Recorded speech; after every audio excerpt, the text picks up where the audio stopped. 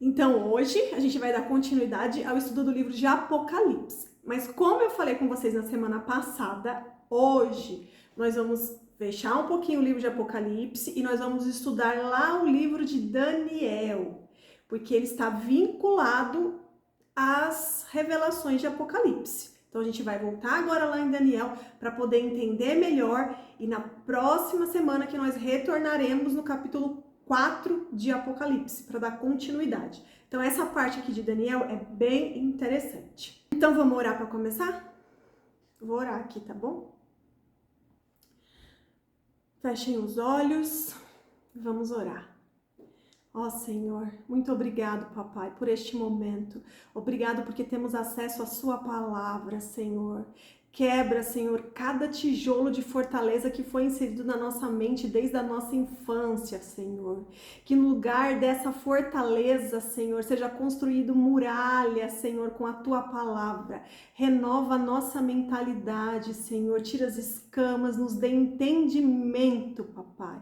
Nos usa, Senhor, nos ajuda a ser útil, que toda futilidade caia por terra em nome de Jesus. Nos mostra, Senhor, qual o nosso propósito, Senhor, aqui nessa terra, papai. Sabemos que somos peregrinos, Senhor, estamos aqui de passagem para cumprir o teu propósito em nossas vidas, papai. Nos fortaleça, nos dê entendimento, Senhor. Cuida da nossa mente e do nosso coração. Esteja presente, papai, que o seu Espírito Santo flua, Senhor, através da minha boca, Senhor. Muito obrigada, Senhor, que haja paz e harmonia em todos os lares e que todos estejam, papai, preparados para receber a sua palavra. Em nome de Jesus, amém. Amém. Vamos lá então. Então agora, quem está com a Bíblia, abre todo mundo em Daniel. Vai lá em Daniel no capítulo 9. Então vamos lá. Então, antes de prosseguir para o capítulo 4 de Apocalipse, porque no estudo anterior a gente falou sobre os capítulos 1, 2 e 3 de Apocalipse, lembram? Que a gente falou das 7 igrejas, né? Que João escreveu ali as cartas para 7 igrejas, foram avisos de Jesus, que fez com que João ali tivesse aquelas revelações, escrevesse aquelas cartas e enviassem às 7 igrejas. As últimas 2 igrejas eram as igrejas dos últimos tempos. A Filadélfia representando a igreja do arrebatamento, né? Aquela igreja que não houve queixa sobre ela, e a Laodiceia representando a igreja da grande tribulação, né? Do fim dos tempos. Então vamos agora aqui entender um pouco essa parte de Daniel. Então olha só, esses versículos que iríamos ler descreve as 70 semanas, que é o período de Daniel até o fim dos tempos. Então, são 70 semanas. Período lá que Daniel estava passando, onde ele teve as revelações, até os fins dos tempos, que ainda está por vir, não aconteceu. Então, olha só, vários nomes são dados para o período de tribulação. Esse período também é profetizado em outros livros, para a gente entender que a Bíblia, ela se confirma, ela se completa, as revelações se completam. Aí eu deixei aqui os outros livros que também falam sobre esse período. Eu não vou ficar lendo porque é cansativo, mas quando eu for editar o vídeo, aí eu vou escrever e vou colocar lá, tá? Todos os outros livros que falam sobre esse período, o período da tribulação.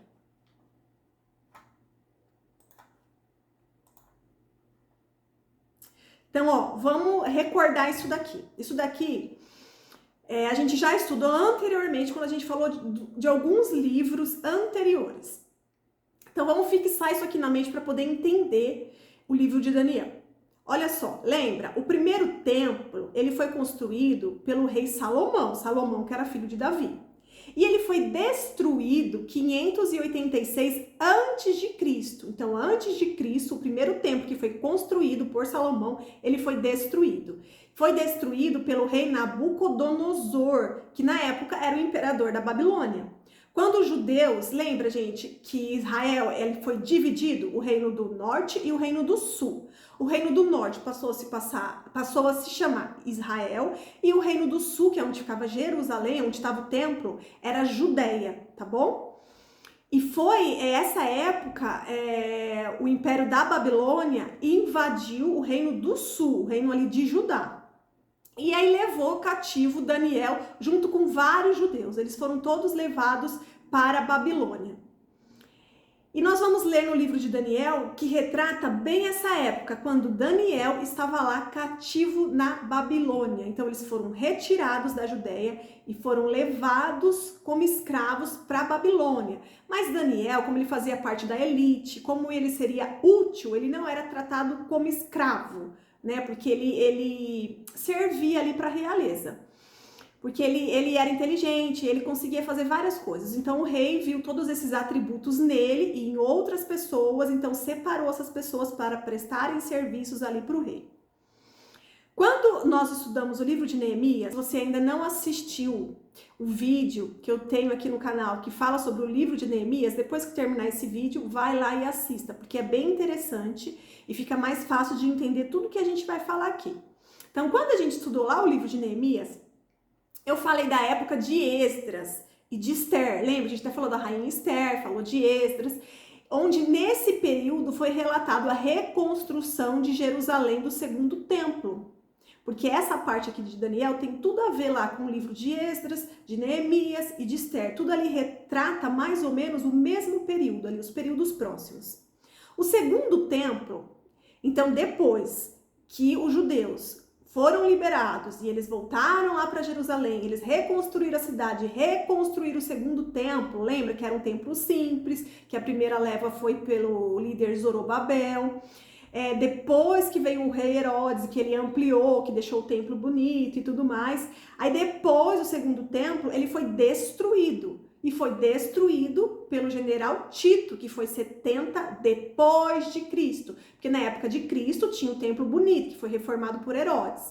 Aí 70 depois de Cristo, depois que Cristo já havia morrido e ressuscitado, houve a destruição desse segundo templo, que aconteceu após um cerco de 4 meses para reprimir uma revolta do povo judeu. Então, o templo ele foi incendiado e apenas um muro das lamentações que ficou de pé, como tem até hoje lá, o muro das lamentações. Mas o templo não existe. E é por isso que se fala sobre a reconstrução do terceiro templo, né? A reconstrução do templo, que será a construção do terceiro templo, porque hoje não há mais templo lá em Jerusalém. Só há apenas o muro das lamentações. Até aqui tudo bem? A gente só está recordando algumas coisas das aulas anteriores. Olha só, lá em Daniel, capítulo 9, a gente já vai lá para o versículo 24, já põe ele a partir do versículo 24.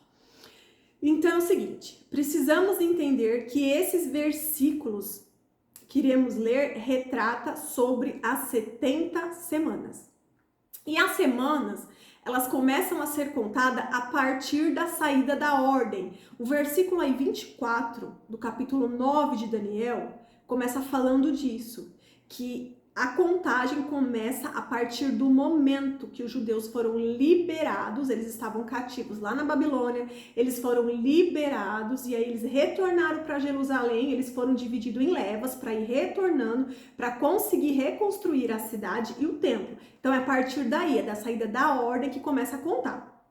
Então o período, ele inicia a partir dessa reconstrução de Jerusalém do segundo templo, que iniciou lá com Zorobabel, certo? Que foi o primeiro líder que levou lá a primeira leva.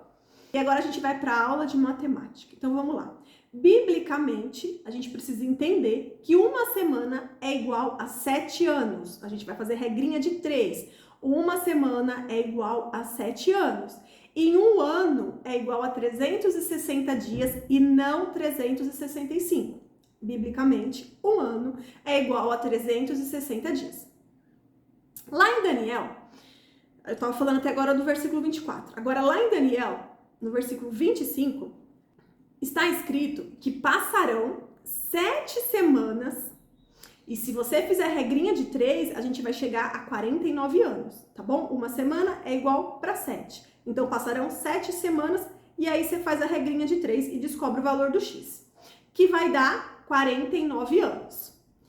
Aí, continuando no versículo 25, Mas tá escrito isso no versículo, tá bom? Essa versão que eu tô lendo é a NVT, mas em todas as versões estão bem parecidos. Mais 62 semanas, que na conversão dá 434 anos, desde que foi dada a ordem para reconstruir Jerusalém até a chegada do governante. Isso é o versículo que está escrito aí, em Daniel 9, 25. O governante é quem? É Jesus, o ungido. Então é o seguinte, Daniel era judeu, ele era um homem sábio e temente ao Senhor.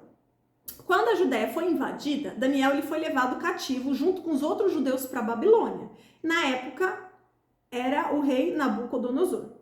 Só que depois a Babilônia ela foi vencida e invadida pelo reinado Medo-Pérsia, né? Que é a época lá da Rainha Esther e tudo mais, que mostra o romance dele, que eu comentei com vocês, que teve até a novela da Record, que eu achei bem interessante. Então, aí a Babilônia ela foi invadida e foi governada pelo reinado do Medo-Pérsia, que era uma parceria entre dois reinos, os medos e os persas. Eles se uniram e aí era o reinado medo-persa. Eles tinham uma aliança, esses dois reinos. O Medo era reinado por Dario, porque na Bíblia a gente vê bastante falando de Dario, e a Pérsia era reinada por Ciro. A gente vai ver também algumas partes falando do rei Ciro, que era da Pérsia. E juntos eles formavam o Medo-Persa. Olha só, agora no capítulo 9. A gente vai voltar lá no primeiro versículo de Daniel do capítulo 9. Volta aí no primeiro. A gente falou do 24, 25, 26, agora a gente vai voltar no primeiro, capítulo 9. Era o primeiro ano do reinado de Dario. O Medo, lembra? Ele era o Medo. Filho de Assuero, que se tornou rei dos babilônios. Por quê? Porque eles invadiram a Babilônia, então eles governaram ali. Agora os judeus que estavam ali cativos, eles respondiam para esse rei, porque foram eles que invadiram, tomaram posse, o governo da Babilônia caiu, foi destruído e eles que passaram a governar. No versículo 2. Nesse primeiro ano, eu, Daniel, ao estudar a palavra do Senhor revelada ao profeta Jeremias, ele estava lá estudando o livro de Jeremias, compreendi que Jerusalém devia permanecer desolada por 70 anos. Então, no livro de Jeremias, o profeta já havia escrito, porque Deus já havia revelado a ele, que os judeus eles ficariam ali cativos na região da Babilônia por 70 anos. E ali lendo, desvendando os mistérios de tudo que o profeta Jeremias havia escrito, ele chegou a essa conclusão. Versículo 3. Então me voltei para o Senhor, Deus, e supliquei a ele com oração e jejum. Por quê? Porque ele percebeu que já estava chegando naquele período de 70 anos, ou ele já estava naquele período, né? E eles continuavam ali cativos. Mesmo que o governo mudou, eles continuavam ali presos e não poderiam voltar para a cidade deles, né, que estava destruída, né, porque lembra, a cidade foi invadida, a cidade foi destruída, o templo foi destruído, estava tudo um caos naquela cidade, eles estavam ali vivendo na Babilônia. Tem até aquele louvor que na época eu mandei para vocês quando a gente falou dessa parte, né, que habita na Babilônia, mas a Babilônia não habita em mim, porque enquanto eles viviam lá, eles tinham que continuar a vida deles normalmente, mas eles não poderiam permitir que a cultura da Babilônia vivesse dentro deles, né? Eles tinham que ser separados naquela região que era totalmente mundana, né? Que não cria no Deus deles, no Deus criador dos céus e da terra. Então Daniel estava lá orando e jejuando, porque ele leu em Jeremias a profecia que Jerusalém ficaria desolada por 70 anos e esse período estava sendo concluído. Então Daniel orou, ele pediu perdão pelos seus pecados, pelos pecados de toda a nação, né? Ele não foi assim egocêntrico e só pensou em si, Senhor, tenha misericórdia de mim, eu sou reto, eu sou obediente, por minha causa nos liberta. Não, ele pensou em toda a nação e falou, Senhor, eu reconheço que eu sou pecador. E ele pediu perdão pelos pecados dele, dos antepassados e de toda a nação, para que Deus tivesse misericórdia. No versículo 14, no capítulo 9, mostra que Daniel reconheceu que Deus foi justo em fazer todas essas coisas, pois o povo desobedeceu. Então ele ora e diz a Deus e faz súplicas Não porque eles merecem, né? Ele não estava ali reivindicando um direito, falando, Senhor, nós merecemos, tira a gente aqui desse cativeiro. Não, ele estava reconhecendo que tudo que aconteceu a ele, todo o povo, foi por desobediência, né? Eles simplesmente colheram aquilo que eles plantaram, eles tinham plantado desobediência. Então ali Daniel estava reconhecendo isso e fazendo súplicas e pedindo a Deus. Eu sei que nós não merecemos, mas eu sei que o Senhor é misericordioso e que o período que foi profetizado lá pelo profeta Jeremias está sendo concluído, Senhor. Então tenha misericórdia e haja aqui sobre nós, para que nós pudéssemos ser liberados para voltar para Jerusalém. Era essa a oração. Depois vocês podem ler esses versículos todos lá no livro de Daniel. Então, olha só. Agora a gente vai ainda no capítulo 9, mas a gente vai no versículo 21 e 23. Versículo 21. Enquanto eu orava, Gabriel, aqui é o anjo Gabriel, é Daniel falando. Enquanto eu orava, o anjo Gabriel, que eu tinha visto na visão anterior, veio a mim depressa na hora do sacrifício da tarde. Ele explicou, Daniel, vim lhe dar percepção e entendimento. Então, Gabriel, o anjo, foi enviado por Deus e estava lá falando com Daniel. Versículo 23. Assim que você começou a orar, foi dada uma ordem e agora estou aqui para lhe dizer qual foi essa ordem, pois você é muito precioso para Deus. Ouça com atenção para entender o significado de sua visão. Se vocês lerem lá o livro de Daniel, vocês vão ver que Daniel teve várias visões, né? Vocês vão ver que ele conseguiu desvendar o significado do sonho do rei do Nabucodonosor. E além disso, ele teve várias visões. E o anjo Gabriel é relatado aqui algumas vezes em alguns versículos para poder explicar para Daniel o significado daquelas visões, daquelas revelações que Deus tinha dado a ele.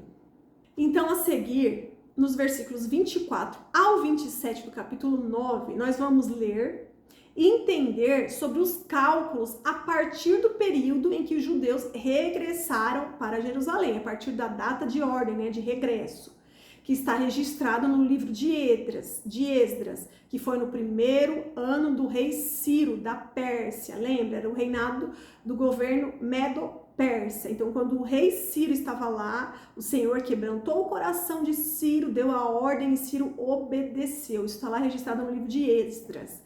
Até os dias dos fins dos tempos que está por vir. Então, esse cálculo é desde aquele período até o dia dos fins dos tempos, que ainda não aconteceu.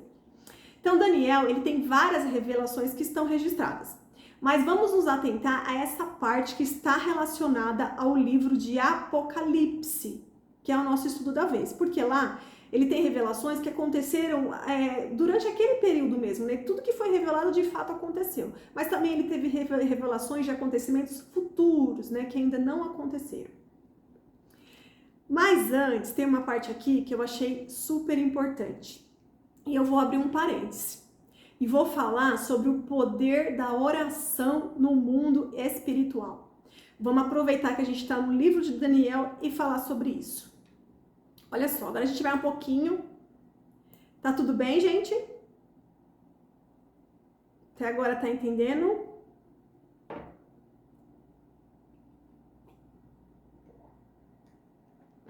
Certo.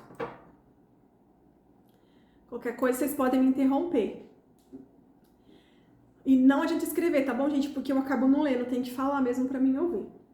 Então vamos lá. Lá no livro de Daniel, no capítulo 10, nos versículos 12 ao 14, e também no capítulo 9, no versículo 23, o anjo Gabriel, ele fala que Deus ouviu desde o primeiro dia em que Daniel estava orando. E ele enviou Gabriel para dar resposta desde o primeiro dia, para poder explicar todo o significado da visão que Daniel teve. Mas o anjo Gabriel foi impedido pelas trevas. O príncipe do reino persa o impediu.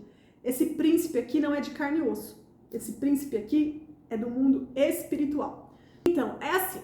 Quando Daniel começou a perceber que o tempo estava chegando, que ele orou, jejuou, clamou a Deus, pediu misericórdia, quando ele estava no 21º dia, foi que o anjo Gabriel apareceu para poder explicar para ele E o anjo, quando chegou lá, falou para ele: Daniel, você é muito precioso e importante para Deus. E desde o primeiro dia que você começou a orar, Deus já me enviou aqui para falar com você. Só que nesse trajeto, nesse período, o príncipe da Pérsia, que é do mundo espiritual, das trevas, ele tentou me impedir. E aí fala, ó, o rei da Pérsia, que na época era o Ciro, isso está lá no começo explicando no livro de Esdras, ele obedece a Deus, né, e favorece, ele libera o povo judeu a voltar para Jerusalém, para reconstruir a cidade e o templo. Porque olha só, Deus usa quem ele quiser, certo? Deus colocou lá no coração do rei Ciro e ele liberou, porque era o período, então ia acontecer. Mesmo se fosse da vontade do rei da época ou não, estava determinado por Deus, Deus dá um jeito, porque é o Deus do impossível. Ele vai lá e muda o coração da pessoa, porque se tiver que acontecer, vai acontecer.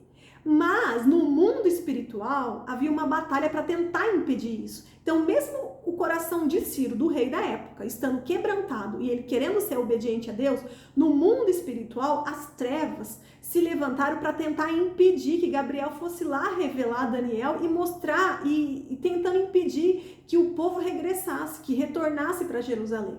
Então, uma batalha ali espiritual foi travada para poder impedir os planos de Deus. E o anjo Gabriel fala para Daniel que foi necessário Deus enviar o anjo Miguel para poder batalhar e conseguir vencer o reino das trevas, para permitir que Gabriel pudesse chegar até Daniel. Então aqui mostra, gente, Gabriel é o anjo mensageiro. A gente já viu isso relatado em vários outros livros da Bíblia. Gabriel é o anjo mensageiro, é aquele que é enviado por Deus para dar uma mensagem. E Miguel é o anjo de guerra, é aquele anjo que vai e trava as batalhas. O que precisar no mundo espiritual batalhar, Deus envia o anjo Miguel. E aqui nesse versículo mostra que o anjo Miguel teve que ser enviado para poder vencer essa batalha, para poder derrubar as trevas que estavam tentando impedir que o anjo Gabriel fosse lá e revelasse a Daniel todas aquelas visões que ele teve. Então isso nos mostra que quando oramos, no mundo espiritual é travado uma batalha para tentar impedir que o agir de Deus aconteça em nossas vidas. E muitas das vezes a gente tem que persistir, entendeu? Aqui nesse caso foram 21 dias. Mas tem gente que ora há 1, 2, 3, 4, 5, 10 anos. Se for dentro do propósito de Deus, se for de acordo com a palavra de Deus e mesmo assim não está acontecendo, a gente precisa entender que o mundo espiritual existe e que é travado uma batalha ali para impedir que os planos de Deus sejam concluídos na sua vida. Então por isso que não pode desistir e não pode parar de orar. Mesmo que você não veja com seus olhos natural, o mundo espiritual existe e há uma batalha travada. Então a gente tem que ficar firme na fé e continuar orando e jejuando, que Deus está enviando anjos para poder lutar, batalhar a nosso favor. E o Daniel, ele só obteve essa resposta no 21º dia, né? Sendo que Gabriel foi enviado logo no primeiro, mas só conseguiu chegar no 21º dia por causa dessa batalha espiritual, né? E as trevas tentando impedir o favor de Deus na vida dele, do povo judeu, e isso também acontece na nossa. Agora vamos voltar para a parte que a gente estava falando das contagens, do fim dos tempos, que é relacionado com o Apocalipse. Então vamos lá. Ainda no capítulo 9, no versículo 24. Um período de 70 semanas de 7, a minha versão é NVT, então está escrito um período de 70 semanas de 7. Está dizendo aqui, explicando, que uma semana equivale a 7 anos. Na versão NVI e nas outras versões só está escrito até 70 semanas, tá bom? Mas essas 70 semanas de 7 quer dizer uma semana equivale a 7 anos. Foi decretado ao seu povo e à sua cidade santa para dar fim à rebelião, acabar com o pecado, fazer expiação por sua culpa, trazer justiça eterna, confirmar a visão profética e ungir o lugar santíssimo. Lembra, gente, Israel é o relógio do mundo, por isso que é tão importante que a gente saiba de todos os acontecimentos lá no Oriente Médio e em Israel. Então, esse período de 70 anos está para se completar. A última semana, que equivale a 70 anos, será no período de tribulação. E eu vou mostrar aqui uma imagem que vai explicar melhor isso. Então, olha só, essas 70 semanas não se concluíram ainda. Aí no versículo 25 do capítulo 9. Ouça, agora entenda. Passarão 70 semanas. vírgula, mais 62 semanas desde que for dada a ordem para reconstruir Jerusalém, até a chegada do ungido, que é Jesus. Apesar dos tempos difíceis, Jerusalém será reconstruída com ruas e fortes defesas. Então é assim, desde a saída da ordem, quando os judeus foram liberados lá pelo rei Ciro para voltar para Jerusalém, para fazer a reconstrução, passaram 7 semanas, que é igual a 49 anos se a gente converter. E esse período de reconstrução de Jerusalém, esse foi o período, né? 49 anos, o período de reconstrução de Jerusalém do templo. Então, olha aqui, o que foi profetizado antes de acontecer, aconteceu exatamente nesse período, em 49 anos. Aí depois da vírgula tá escrito, depois passarão mais 62 semanas, que equivale a 434 anos, até a chegada do ungido, que é Jesus. Completou esses 434 anos quando Jesus realizou a entrada triunfal em Jerusalém.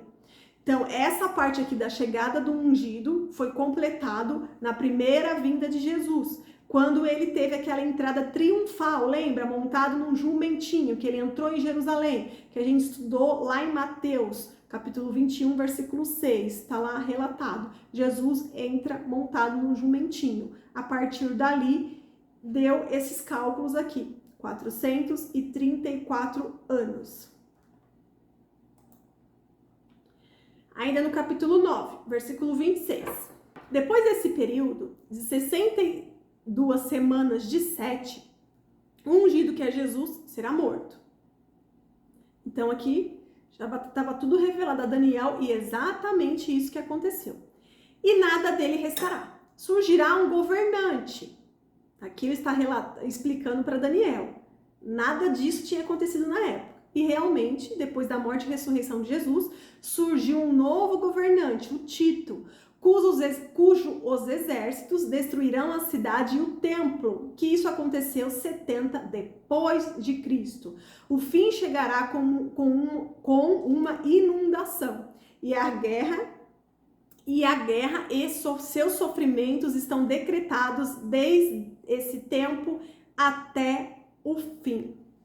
Aí no versículo 27, o governante é o anticristo, fará um tratado. Vocês estão vendo que assim, cada linha, cada versículo fala de um período.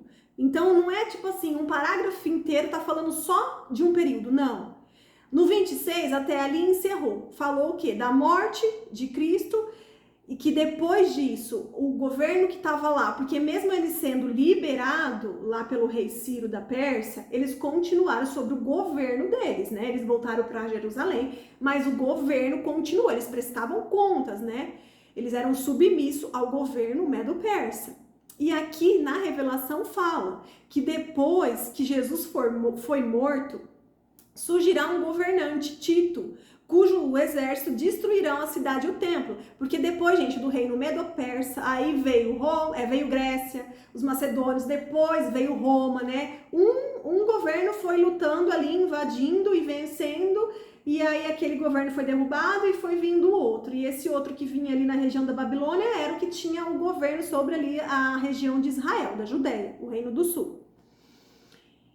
Então, ó, aí no versículo 26 fala isso. Tudo isso que falou já aconteceu. Agora no 27, o governante, aqui tá falando de um outro período, é o anticristo, fará um tratado com muitos por um período de uma semana. Uma semana equivale a 7 anos. Mas depois de metade desse tempo, ou seja, em 3 anos e meio, ele acabará com sacrifícios e com as ofertas. Ou seja, você está falando que vai acabar com sacrifícios e ofertas, é porque o terceiro templo será construído, certo? Porque o primeiro já foi destruído, o segundo já foi. Mas aqui está escrito, quando o anticristo fizer um tratado de paz, ele vai fazer um tratado de 7 anos, mas na metade desse ano o tratado vai ser rompido, não haverá mais paz.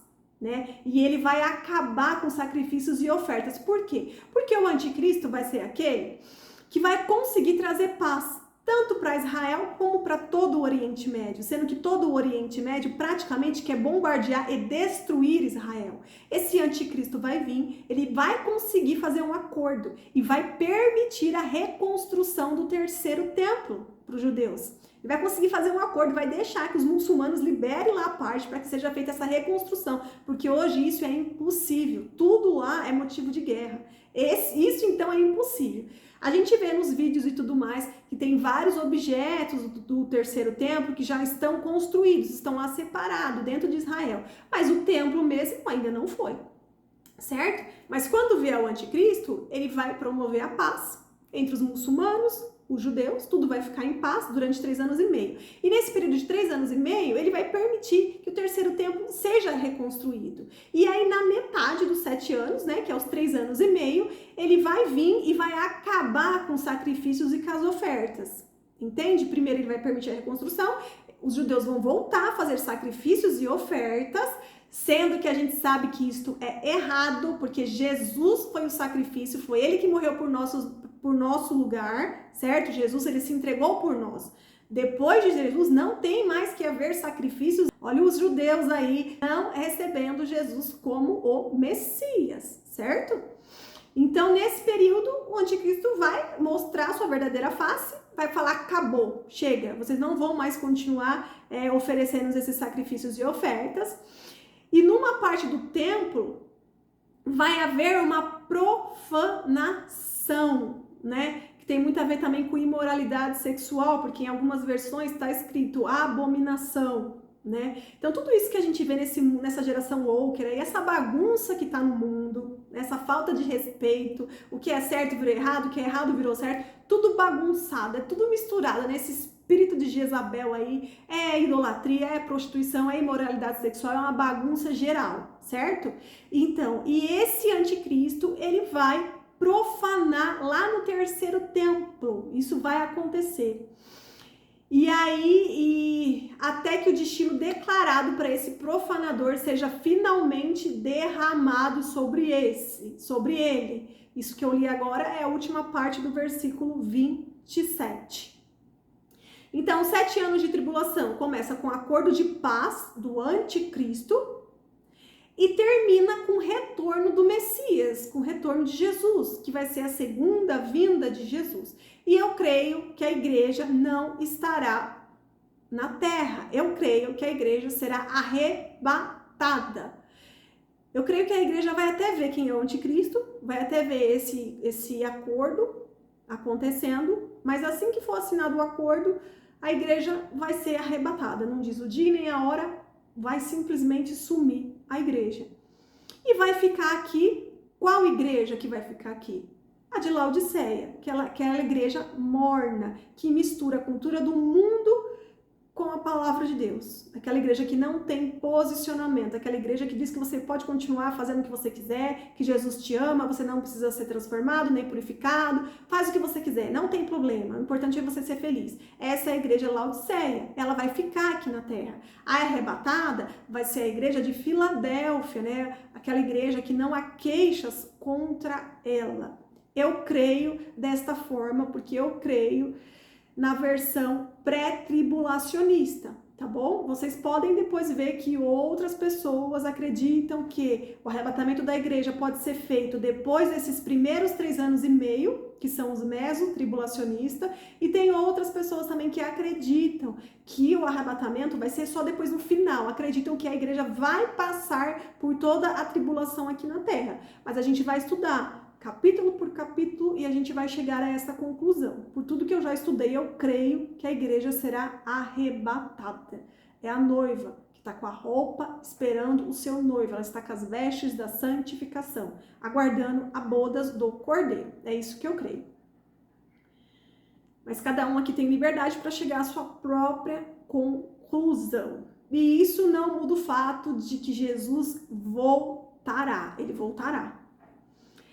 Então, em Apocalipse, é quando Jesus desce do céu com os seus santos, que é a igreja, para a batalha do Armagedon, porque a segunda vinda de Jesus vai ser justamente nessa batalha do Armagedon, que ele vai chegar dos céus com a sua espada afiada, vai tirar da sua boca e todo mundo ali, os inimigos, vão morrer. Ele não precisa lutar, não precisa enviar exército, nada, ele só vai tirar sua espada e pronto. Todos ali, os inimigos, todos irão morrer. Ó, aí eu coloquei aqui para vocês conseguirem visualizar e para ficar um pouco mais fácil de entender, essa imagem que eu peguei lá do pastor Lamartine, tá bom? Essa imagem, porque eu achei bem interessante. E aqui no vídeo do YouTube eu vou colocar também essa imagem para que vocês possam visualizar e entender melhor. Então vamos lá, vamos explicar essa imagem. Deixa eu só tomar água aqui. Então olha só, a gente está olhando aqui embaixo do 7, certo? Do número 70. Aqui da esquerda para a direita, aqui é para mim tá da esquerda para a direita, que é a parte que tá escrito, ó, saída da ordem. Então, olha só, qual período aqui que nós estamos hoje? Nós estamos nesse período do meio, sabe esse período do meio que tá tudo branco? Que tá escrito era da igreja, era da graça. É nesse período que nós estamos. Então, olha só, os acontecimentos das profecias começaram lá na saída da ordem, certo? Quando eles estavam voltando do exílio para Jerusalém. Até a morte e ressurreição de Cristo. Tá vendo aqui, ó, que nessa parte que tá escrito, ó, essa parte verdinha e roxa. A primeira parte é a sua esquerda, né? Saída da ordem. Aí nesse primeiro bloco, 69 semanas, que dá 483 anos, que lá em Daniel a gente viu que estava escrito os 49 anos, e depois estava escrito vírgula mais 62 semanas, que equivale a 434 anos. Esse período aí é desse bloco aqui que eu tô falando.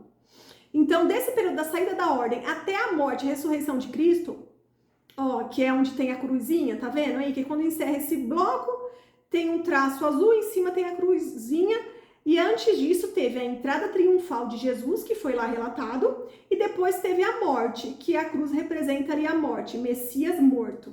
E vocês podem ver que embaixo tem um reloginho, porque lembra, Israel é o relógio do mundo. Então aí o reloginho estava funcionando para Israel, como diz a profecia. Depois da morte de Cristo vem a era da igreja, e aí o relógio profético ele foi pausado. Então, nós estamos aí no período do meio, que é a era da graça, a era da igreja, onde o relógio profético de Israel está pausado. Olha só, esse primeiro bloco ele conclui com a morte e ressurreição de Cristo, certo? Aí entra a era da igreja. Então, após a morte e ressurreição, houve a descida do Espírito Santo, que foi lá em Pentecoste, e ali começou esse período de dispensação da igreja, que é onde o homem é testado e provado pela obediência. Lembra até agora quem foi testado e provado pela obediência? O povo de Israel. Só que aqui no meio é a era da igreja, a dispensação da igreja. É onde nós estamos sendo testados e provados por Deus. Agora, ó, eu vou mostrar uma outra imagem e depois eu volto para essa. Essa imagem aqui, ó, mostra as 7 dispensações. Olha só que interessante. Então, desde o início aqui da esquerda, veio o primeiro, que foi a era da inocência.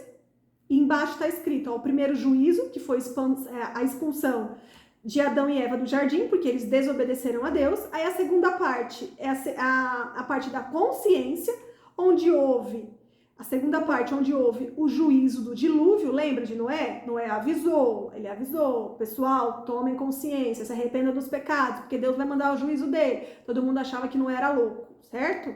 Só ele e a família dele se salvou na arca, o resto, todo mundo ali sofreu o juízo de Deus, que foi o dilúvio.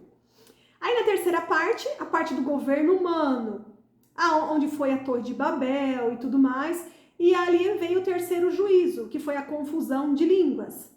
Na quarta parte é a promessa patriarcal, que é ali onde veio o quarto juízo, que foi a escravidão do Egito. Lembram? Os judeus estavam lá, eles foram todos indo para o Egito graças a José, que se tornou governador do Egito. Então os parentes ali de José foram para o Egito e depois ali eles foram crescendo e aí eles foram escravizados ali no Egito. A gente estudou isso lá no Pentateuco. Se você ainda não assistiu esse vídeo, depois volta e assista esse vídeo que também está explicando tudo, aqui no YouTube. Aí a quinta parte é a parte da lei. E daí vem o quinto juízo, que é a perca da nacionalidade. Lembra? Eles foram todos dispersos, tudo que aconteceu com eles. A sexta parte é a parte que nós estamos. é a parte da graça, da igreja, do Espírito Santo que desceu e habita em nós. E virá o 6º juízo, que é a grande tribulação. Então, gente, tudo que estava profetizado aconteceu. Por que que o pessoal acha que não vai acontecer a grande tribulação, o 6º juízo? Vai acontecer sim. A palavra de Deus não engana. E aí depois tem a 7ª parte, que a gente vai estudar mais pra frente lá em Apocalipse, que é a parte do milênio, que ainda há de vir, é depois do Armagedon, é depois de tudo, que é quando Jesus vai reinar 1000 anos sobre a terra, que a gente vai estudar isso também em Apocalipse. E depois disso ainda virá o 7º juízo, que é o juízo do grande trono branco, que nós também iremos estudar. Então nós estamos aqui na 6ª parte, certo? E que acontecerá não muito distante, o 6º juízo da grande tribulação. Vamos voltar para essa parte aqui. Então, olha só, para a gente poder entender. O bloco que nós estamos, que é aí a era da igreja, a era da graça, é aí no meio. Lá em Romanos, no capítulo 11, versículo 17, Paulo fala dos ramos que foram enxertados na árvore, que somos nós, que foram os gentios que foram enxertados, e que Deus vai voltar a tratar com Israel, entende? Então, os gentios, eles foram enxertados na árvore, eles passaram a pertencer, eles também foram adotados, eles são filhos de Deus, aqueles que aceitam Jesus como seu único Senhor e Salvador, eles deixam de ser criatura e passam a ser filhos de Deus, e eles estão aí neste bloco do meio, na era da igreja, a era da graça.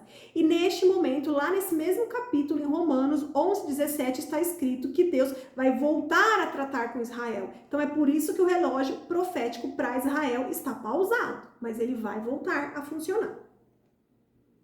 Então, essa era da graça em que nós estamos é justamente a era da transformação, onde a gente tem que permitir a transformação de dentro para fora, porque nesse período é onde nós estamos sendo provados por Deus.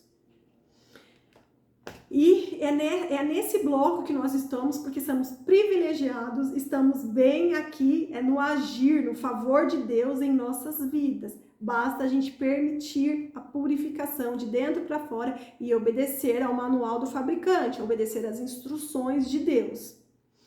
Então, gente, muita gente acha que essa época da graça, né, é a época que você pode fazer o que você quiser, que o importante é ser feliz e tudo mais, mas a gente precisa entender que essa época não é época de liberdade para pecar, não é isso. E sim, o amor de Deus em ação para nos restaurar quando houver arrependimento. Deus restaura, Ele perdoa, mas tem que haver quebrantamento, arrependimento. Assim como aconteceu com Paulo, a graça de Deus o transformou e ele ficou irreconhecível. O Paulo, que a gente lê todos os livros deles, as cartas, a gente vê que no início ele era uma pessoa que estava perseguindo os judeus, os cristãos, ele queria liquidar todos os cristãos, e depois ele se transformou um servo de Jesus, ele foi totalmente transformado, e que isso também aconteça em nós. Então, cada um pode tirar de si o melhor ou a pior versão, A gente pode escolher o que a gente quer que seja extraído da gente. E o inimigo, ele nos observa diariamente e ele sabe qual é a nossa dificuldade na área emocional. O inimigo sabe, ele observa, ele trabalha bastante. E ele fica fazendo de tudo para tentar extrair de cada um de nós a nossa pior versão. Mas Deus, que é o nosso Pai, Ele quer extrair de nós a nossa melhor versão. E aí que a gente tem que entender a graça de Deus e poder aproveitar essa época em que a gente está, que é esse bloco do meio, onde o relógio profético para Israel está pausado. Lembra que a gente estudou lá em Mateus? Mateus 11, versículo 29, que a gente falou daquela parte. Eu vou ler aqui na versão NVT. Tomem sobre vocês o meu jugo, deixem que ele lhes ensine, pois sou manso e humilde de coração, e encontrarão descanso para a alma. Lembra, gente, a alma é onde estão as emoções. exatamente na nossa alma. Nós somos feitos de corpo, alma e espírito. É na alma que tá as nossas emoções. E são justamente essas emoções que fazem com que a gente extraia o melhor ou o pior de nós. E lembra o que é jugo, que eu até mostrei para vocês, né? Que era aquela parte de madeira, né, que ficava ali segurando no pescoço de um boi, e junto tinha uma outra parte para ficar um outro boi junto. E justamente isso que é o jugo, né? E aqui tá dizendo que se nós estivermos no jugo de Jesus, é porque nós estamos ali juntinho com Jesus. E ele que vai dar a direção, e a gente vai na direção de Jesus, no caminho dele, a gente vai acompanhando Jesus. Ele que nos direciona, não é a gente que escolhe, fala, não, Jesus, agora eu quero vir para cá. Não, no jugo de Jesus você tem que ir na direção dele, é no caminho dele. E também esse versículo fala muito sobre ensino, aprendizado.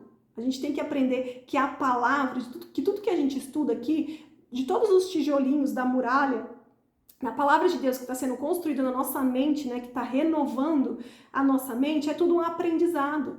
A gente tem que, não precisa decorar, né, porque às vezes as pessoas ficam muito preocupadas, mas eu leio, mas eu não consigo decorar. Uma coisa eu te digo, eu também não consigo decorar nada. Eu sou péssima de decorar. Então eu gosto de entender, porque se eu entender, eu vou conseguir explicar com as minhas palavras. E eu vou conseguir viver aquilo na prática. Então a gente não precisa decorar. Ok, se você tem facilidade, se você decora, se você consegue visualizar, parabéns para você, né? Mas que você consiga, além disso, entender e colocar também em prática.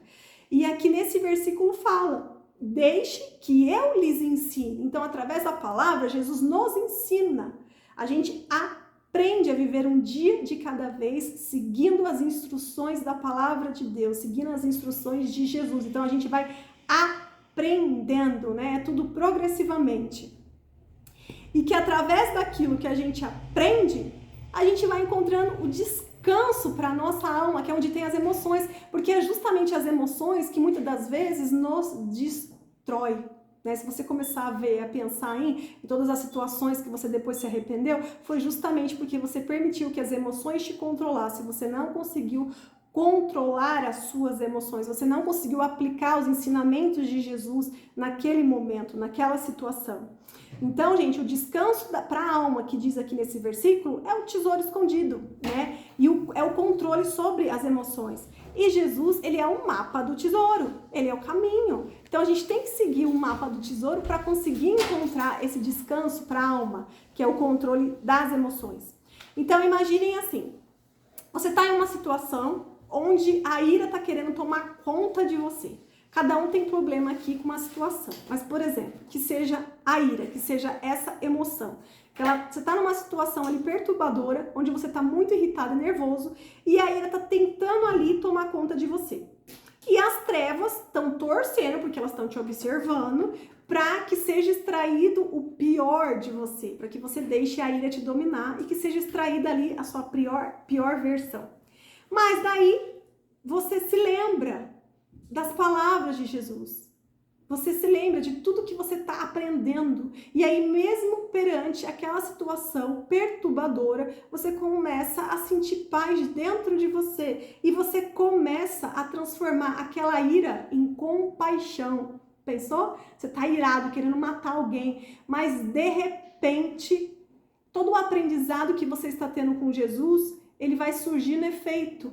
E aquilo naturalmente faz com que você controle as suas emoções, e aquela vontade que você tinha de matar a pessoa faz com que o seu olhar mude e você comece a ter compaixão, porque você pensa assim, Senhor, tenha misericórdia, essa pessoa, ela tá totalmente errada, tá fazendo de tudo para que eu fique irada, mas na verdade ela deve estar com muitos problemas, Senhor, tenha misericórdia, e aquela ira vai sendo transformada em compaixão. Imagine só, quando a gente chega nesse nível, a gente só tem que agradecer a Deus mesmo. E isso que é o aprendizado, né? Isso que é você seguir o caminho de Jesus, é o controle para as emoções, é o descanso na alma, né? E aí você tá na era da graça, tá sendo testado, provado, e Deus fala, ó, meu servo bom e fiel, entende? É exatamente isso. E para isso acontecer, a gente precisa o quê? Permitir. Primeiro você tem que admitir que você é falho e pecador, você tem que admitir que você precisa de ajuda, Você tem que admitir que o melhor caminho é Jesus e seguir os ensinamentos dele. É permitir mesmo a transformação de dentro para fora. Você precisa permitir ser moldado por Deus. Você precisa permitir que Jesus cure as feridas da alma, gente. As feridas aqui da parte física, né? Elas são curadas, é algo visível que você vê, mas na alma, muitas das vezes as feridas estão escondidas. Você, às vezes, nem tem noção de quantas feridas você tem na alma. É o Espírito Santo que traz isso à sua memória, no processo de cura. Então, a gente tem que permitir, pedir para o Espírito Santo nos curar de todas as feridas da alma, desde a nossa infância, para que a gente possa ser curado. Lembra daquela canção que eu mandei hoje, né? A canção chama Me Refaz. Aí tem uma parte que fala: ainda que doa, eu quero ser moldado, porque para ser moldado dói, né? Dói, imagina. Você vai ser transformado, Deus vai te quebrar e vai te fazer de novo, é dolorido. Mas ainda que doa, eu quero ser moldado. Ainda que doa, eu quero ser curado, porque vai lá na alma. Deus purifica de dentro para fora. Expõe as suas feridas e cura as suas feridas. Vai gerando marcas que teve o Cordeiro. Essas marcas são o quê? São cicatrizes. As cicatrizes que Jesus teve, o Cordeiro foi crucificado. Eu largo meu eu para ser transformado. E então aqui fala que quando você permite essa transformação, quando você permite que as feridas sejam expostas para que elas possam ser curadas, tratadas por Jesus, essas feridas elas se tornam cicatrizes. Cicatrizes você pode apertar que não dói. Você tem uma cicatriz, você tá vendo ali que teve um machucado ali, teve uma ferida, mas você tá cicatrizado, não dói mais. Você pode falar daquela cicatriz, você pode apertar, mas não dói. E as feridas na alma é justamente isso. Após o processo de cura, você pode falar sobre aquilo, mas você não fica mais com aquela dor, porque você está curado. Restou apenas a cicatriz. Então, o que a gente tem que fazer? A gente tem que aproveitar essa era que a gente está, da graça, a era da igreja, pedir para Deus ir nos purificando, nos transformando, pedir que Jesus cure as nossas feridas, pedir cada vez mais que o Espírito Santo nos convença do pecado, que Ele abra o nosso entendimento, os nossos olhos, que mude a nossa visão, o nosso andar, que seja tudo como Cristo. Temos que aproveitar essa oportunidade, né? Ainda mais a gente que já tem acesso à palavra, a gente já tem um certo entendimento. Então a gente tem que aproveitar e colocar na prática mesmo, né? Não é só ficar falando, estudando. A gente tem que permitir que o Espírito Santo, ele venha no nosso ouvido e nos mostre. Não sei se já aconteceu com vocês, mas eu creio que sim. Várias coisas aqui que a gente vai estudando e falando, às vezes no dia a dia o Espírito Santo me traz assim a memória, sabe? Eu não decoro, mas ele traz aquele ensinamento, aquilo que eu aprendi.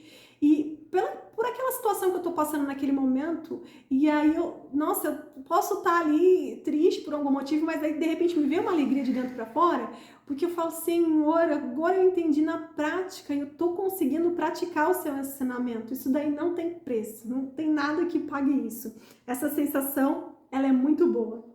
E a gente precisa entender que essa era da graça, ela tá passando e ela tá acabando. Olha só, no livro de Daniel, todas as revelações, elas foram muito assertivas em relação a tempo, em relação a tudo. Tudo que estava lá profetizado aconteceu. Então, nós precisamos aproveitar esse período que nós temos a oportunidade de ser transformados, de sermos provados e testados por Deus, de sermos obedientes, ficarmos firmes. Porque o período da tribulação, ele está chegando. O relógio profético, ele vai voltar a funcionar, né? Então, nós precisamos ficar firmes e preparados. Nós temos a possibilidade de se preparar, porque nós sabemos o que vai acontecer. E nós não podemos perder essa oportunidade.